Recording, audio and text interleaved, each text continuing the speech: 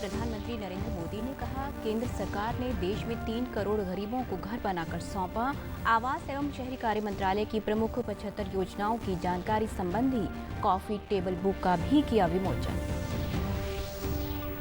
आजादी का अमृत महोत्सव के उपलक्ष्य में कुरुक्षेत्र में सबका सपना घर हो अपना कार्यक्रम का हुआ आयोजन। योजना के लाभार्थियों को दिया गया उनके घर का मालिकाना हक।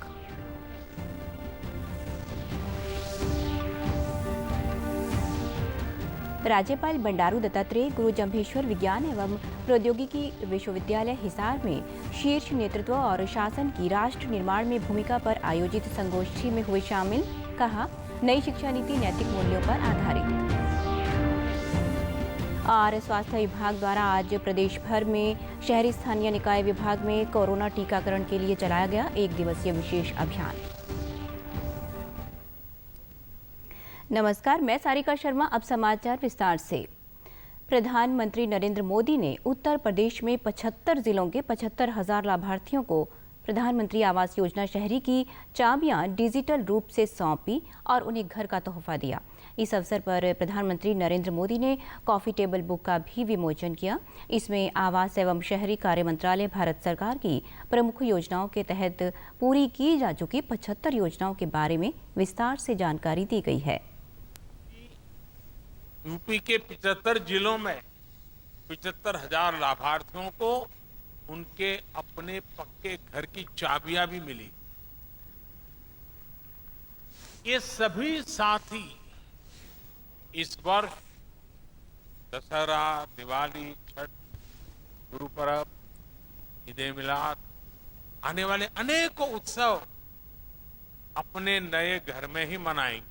देश में पीएम आवास योजना के तहत जो घर दिए जा रहे हैं उनमें 80% से ज्यादा घरों पर मालिकाना हक महिलाओं का है या फिर वो ज्वाइंट ओनर है। प्रधानमंत्री ने प्रधानमंत्री आवास योजना के तहत बनाए गए घरों की स्पष्ट नीति के कार्यान्वयन पर भी जोर दिया। उन्होंने कहा कि केंद्र सरकार ने 22 वर्ग मीटर से कम क्षेत्रों में मकान बनाने का आदेश दिया है। 14 के बाद हमारी सरकार ने घरों की साइज को लेकर भी स्पष्ट नीति बनाई। हमने ये तय किया कि 22 स्क्वायर मीटर से छोटा कोई घर नहीं बनेगा। हमने घर का साइज भी बढ़ाने के साथ ही पैसा सीधा लाभार्थियों के बैंक खाते में भेजना शुरू किया। गरीबों के बैंक खातों में घर बनाने के लिए भेजी राशि कितनी है, इसकी चर्चा बहुत कम हुई है। केंद्र सरकार ने करीब 1 लाख करोड़ रुपए गरीबों के बैंक खाते में ट्रांसफर किए। आजादी का अमृत महोत्सव के उपलक्ष्य में कुरुक्षेत्र में सबका सपना घर हो अपना कार्यक्रम का आयोजन किया गया। नगर परिषद थानेसर द्वारा आयोजित इस कार्यक्रम में सांसद नायब सिंह सैनी और विधायक सुभाष सुधा ने प्रधानमंत्री आवास योजना के 50 लाभार्थियों को उनके घरों की चाबियां भी सौंपी। नायब सिंह सैनी ने कहा कि प्रधानमंत्री आवास योजना अपने घर से वंचित लोगों को बड़े पैमाने पर छत मुहैया करवा रही है। नायब सिंह सैनी ने कहा कि वर्ष 2022 तक हर व्यक्ति के अपना घर का सपना साकार करने के लिए प्रधानमंत्री आवास योजना को आरंभ किया गया है। हर सर के ऊपर छत होगी। उस कार्यक्रम के निमित्त आज लगभग थानेसर विधानसभा के अंदर 275 ऐसे लोग थे जिनको आज उनको चाबियां सौंपी गई है। उसमें आज का कार्यक्रम ये रखा गया था क्योंकि प्रधानमंत्री जी का जन्म दिवस 17 सितंबर को था। उससे लेकर के 7 अक्टूबर तक भारतीय जनता पार्टी ने एक पखवाड़े के रूप में, एक उत्सव के रूप में, एक सेवा ही समर्पण के रूप में ये मनाने का मौका दिया था कि हम गरीब लोगों के बीच में जाकर के सेवा कर सकें। प्रधानमंत्री आवास योजना के तहत घर का मालिकाना हक पाने वाले लाभार्थियों ने कहा कि आज सरकार ने इस योजना के तहत उनका अपना घर होने का सपना पूरा कर दिया है। हम लोगों को भी प्रधानमंत्री आवास की जो ग्रांट मिली है उससे हम बड़े खुश हैं और आज जो प्रोग्राम हुआ है उसमें हमें एक चाबी दी गई है जो घर बनने के लिए, और प्रधानमंत्री जी का और बाकी लोगों का मैं बहुत बहुत धन्यवाद करती हूँ। प्रधानमंत्री आवास योजना की तरफ से हमें जो मिला, हम पहले कड़ियों वालों में रहते थे, प्रधानमंत्री ने हमारे बहुत अच्छा करा जो हमारा मकान बनवाया, और कीर्ति नगर वार्ड नंबर 5 से हम रहने वाले हैं। प्रधानमंत्री आवास योजना का लाभ उठाकर आर्थिक तौर पर गरीब लोग अपने पक्के मकान बनाकर रह रहे हैं। कैथल जिले के प्रधानमंत्री आवास योजना के जिला प्रभारी विशाल गुप्ता ने कहा कि अब तक जिले में 688 लाभार्थियों को इस योजना का लाभ मिल चुका है। उन्होंने बताया कि इस योजना के तहत पक्का मकान बनाने के लिए 2.5 लाख रुपए की राशि 3 किस्तों में दी जाती है। प्रधानमंत्री आवास योजना कैथल जिले में बहुत अच्छा कार्य कर रही है। इसमें 1829 परिवारों को इसके अंतर्गत काम चल रहा है, जिसमें से 688 परिवारों को इसका लाभ पूर्ण रूप से दिया जा चुका है, जिसमें उनको 3 किश्तें मिल चुकी हैं और उनके घर तैयार हो चुके हैं। शहरी गरीब जो लोग हैं उनका एक 2017 में सर्वे हुआ था, डिमांड सर्वे के आधार पे इनको डीपीआर में नाम आने के बाद शर्तों के मुताबिक नियम अनुसार इनको प्रधानमंत्री आवास योजना का लाभ दिया जाता है। लाभार्थियों ने कहा कि पहले उनके मकान कच्चे होने के कारण बरसात, सर्दी, गर्मी के कारण उन्हें काफ़ी कठिनाई होती थी, लेकिन प्रधानमंत्री आवास योजना के अंतर्गत मिली 2.5 लाख रुपए की आर्थिक सहायता से उन्होंने अपना पक्का मकान बना लिया है। ये प्रधानमंत्री आवास योजना के अंतर्गत मुझे उनकी सहायता मिली, इस वजह से मेरा ये मकान आज बनकर तैयार हुआ। मैं उनका तहे दिल से अपने पूरे परिवार समेत उनका शुक्रिया अदा करता हूं। टूटे फूटे मकान में रह रहा था और ये जो प्रधानमंत्री योजना चली थी, मेरे 2.5 लाख रुपए आए थे, उसमें मैं सुविधा से बहुत अच्छी तरह से रह रहा हूँ बना के। पहले मकान टूटे फूटे हुआ करते थे, जिससे बारिशों में भी प्रॉब्लम हुआ करती थी, और जिससे आज हम ये मकान बना के बहुत खुश रह रहे हैं, अच्छे से रह रहे हैं। हमारा मकान कड़ियों वाला था जी, कच्चा मकान था। फिर हमने ये योजना का लाभ लिया, फिर हमने मकान बनाया जी, और बहुत बढ़िया है, अब अच्छा लग रहा है। हिसार स्थित गुरु जम्भेश्वर विज्ञान एवं प्रौद्योगिकी विश्वविद्यालय में शीर्ष नेतृत्व और शासन की राष्ट्र निर्माण में भूमिका पर संगोष्ठी का आयोजन किया गया, जिसमें राज्यपाल बंडारू दत्तात्रेय शामिल हुए। राज्यपाल ने कहा कि प्रदेश सरकार नई शिक्षा नीति को वर्ष 2025 तक लागू करने के लिए कटिबद्ध है, जिसके लिए वे बधाई के पात्र हैं। उन्होंने कहा कि नई शिक्षा नीति नैतिक मूल्यों पर आधारित है। वहीं राज्यपाल ने कहा कि शिक्षा गरीबी को दूर कर सकती है और समाज को बदल सकती है। राज्यपाल ने विश्वविद्यालय का दौरा कर शोधार्थियों से भी मुलाकात की। नई शिक्षा नीति को 2025 के अंदर लागू करने के लिए हरियाणा सरकार कटिबद्ध है, उसके लिए मैं धन्यवाद देना चाहता हूँ। शिक्षा गरीबी को दूर करती है, शिक्षा समाचार को, अपना समाज को भी बदल सकती है। गरीबी और सामाजिक असमानता सारे दूर करने वाली एक ही दवा है, वो शिक्षा। इस मौके पर प्रदेश विधानसभा के उपाध्यक्ष रणबीर सिंह गंगवा ने कहा कि प्रधानमंत्री नरेंद्र मोदी के कुशल नेतृत्व में भारत में कोरोना महामारी के दौरान 2 वैक्सीन का निर्माण किया गया, जिसे देश में 18 साल से ज्यादा आयु के व्यक्तियों को लगाने के साथ ही विदेशों में भी वैक्सीन भेजी गई। निर्णय से, कुशल नेतृत्व से हमारे अपने देश के द्वारा, हमारे अपने डॉक्टर साहबानों, अपने वैज्ञानिकों के द्वारा एक नहीं बल्कि 2 वैक्सीन इसे हमारे अपने बनाने का काम किया। स्पेशल 35,000 करोड़ का बजट रखा और तमाम डॉक्टर साहबानों के बीच में गए, उनको कहा कि आप बताइए आपको क्या चाहिए और आप इस पर रिसर्च करें।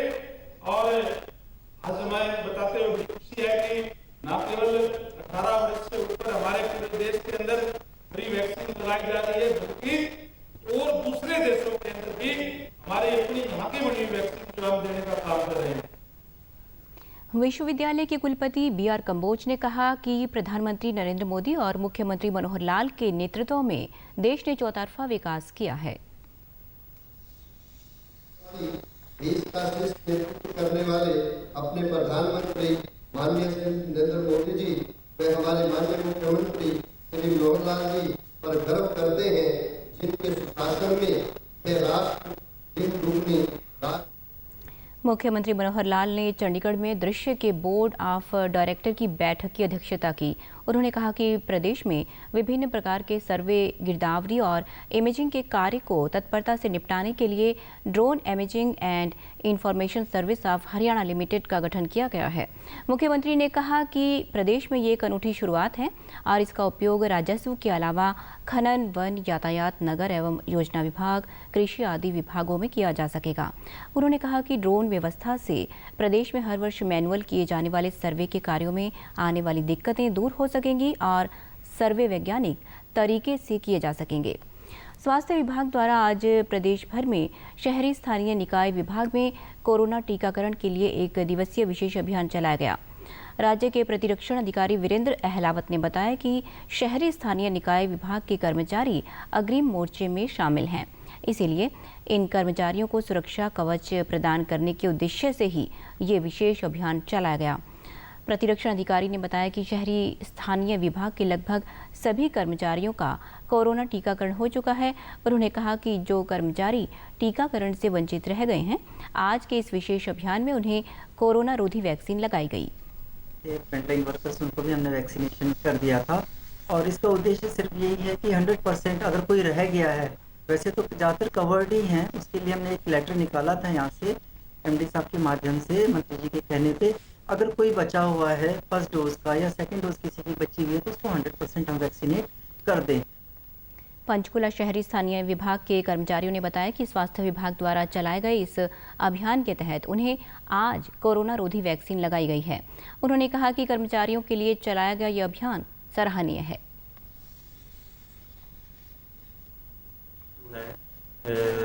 वो बहुत ही एक अच्छी मुहिम इन्होंने जारी करी, इस चक्कर में मैं आज अपनी वैक्सीनेशन लगा पाया, तो ये बहुत अच्छी अपॉर्चुनिटी है हेल्थ डिपार्टमेंट की तरफ से कि अपने कर्मचारियों की इतनी सेवा कर रहे हैं। वो अच्छा है, सरकार ने एक अच्छी फैसिलिटी दी है हमें, जिससे हम वायरस से बच सकते हैं। हरियाणा सरकार देश में कोरोना टीकाकरण अभियान सफलतापूर्वक चल रहा है। केंद्रीय स्वास्थ्य और परिवार कल्याण मंत्रालय के मुताबिक राष्ट्रव्यापी टीकाकरण अभियान के तहत अब तक देश भर में 91 करोड़ 54 लाख से अधिक टीके लगाए जा चुके हैं। कोरोना के खिलाफ देश भर में युद्ध स्तर पर टीकाकरण अभियान जारी है। भारत ने अपनी 70% आबादी को कोविड-19 के टीके की पहली डोज दी है। वहीं देश में कोविड-19 के नए मामलों में गिरावट का दौर लगातार जारी है। सरकार के सख्त कदमों की वजह से ये बेहतर नतीजे सामने आ रहे हैं। स्वास्थ्य और परिवार कल्याण मंत्रालय के मुताबिक पिछले 24 घंटों में कोविड के 18,346 नए मामले सामने आए हैं। इससे स्वस्थ होने की दर बढ़कर 97.93% हो गई है। प्रदेश में भी अब तक कोरोना रोधी टीके की लगभग 2 करोड़ 35 लाख से अधिक खुराक दी जा चुकी है। प्रदेश में कोविड से 7,60,000 से अधिक लोग स्वस्थ हो चुके हैं, जबकि 107 मामले सक्रिय हैं। डीडी न्यूज़ हरियाणा पर देश और प्रदेश से जुड़ी खबरों को विस्तार से जानने के लिए आप हमारे साथ फेसबुक, ट्विटर और यूट्यूब के माध्यम से भी जुड़ सकते हैं। हमसे जुड़ने के लिए आप हमारे सोशल मीडिया हैंडल को भी फॉलो कर सकते हैं। अब आप अपने मोबाइल फ़ोन से QR कोड स्कैन कर हमारे यूट्यूब चैनल पर सीधे पहुंच सकते हैं। प्रदेश के रोजगार विभाग द्वारा केंद्रीय और राज्य स्तरीय सरकारी नौकरियों की प्रतियोगी परीक्षाओं की तैयारी करने वाले युवाओं को निःशुल्क कोचिंग दी जा रही है। इसके लिए इच्छुक युवा ग्रेडअप पोर्टल का मुफ्त सब्सक्रिप्शन ले सकते हैं। चंडीगढ़ में एक सरकारी प्रवक्ता ने बताया कि ग्रेडअप पोर्टल पर बैंकिंग, केंद्रीय कर्मचारी चयन आयोग, रेलवे व केंद्रीय अर्धसैनिक बलों में नौकरियों के लिए आयोजित की जाने वाली परीक्षाओं से संबंधित पूर्व प्रश्न पत्र, मॉक टेस्ट पेपर, प्रश्नोत्तर परीक्षा और निःशुल्क लाइव कक्षाएं उपलब्ध हैं, जिससे युवा अच्छी तैयारी कर सकते हैं। उन्होंने बताया कि जिन युवाओं की कक्षा 12वीं, स्नातक और स्नातकोत्तर कक्षा में न्यूनतम 60% अंक हैं, वे विभागीय पोर्टल harax.gov.in पर ऑनलाइन पंजीकरण कर अपने नज़दीकी रोजगार कार्यालय में ग्रेडअप अकाउंट के लिए प्रार्थना पत्र दे सकते हैं। अंत में इस बुलेटिन के मुख्य समाचार एक बार फिर। प्रधानमंत्री नरेंद्र मोदी ने कहा, केंद्र सरकार ने देश में 3 करोड़ गरीबों को घर बनाकर सौंपा। आवास एवं शहरी कार्य मंत्रालय की प्रमुख 75 योजनाओं की जानकारी संबंधी कॉफी टेबल बुक का भी किया विमोचन। आज़ादी का अमृत महोत्सव के उपलक्ष्य में कुरुक्षेत्र में सबका सपना घर हो अपना कार्यक्रम का हुआ आयोजन। योजना के लाभार्थियों को दिया गया उनके घर का मालिकाना हक।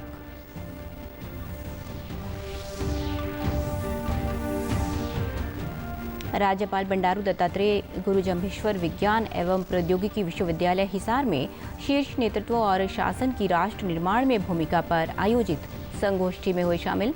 कहा, नई शिक्षा नीति नैतिक मूल्यों पर आधारित।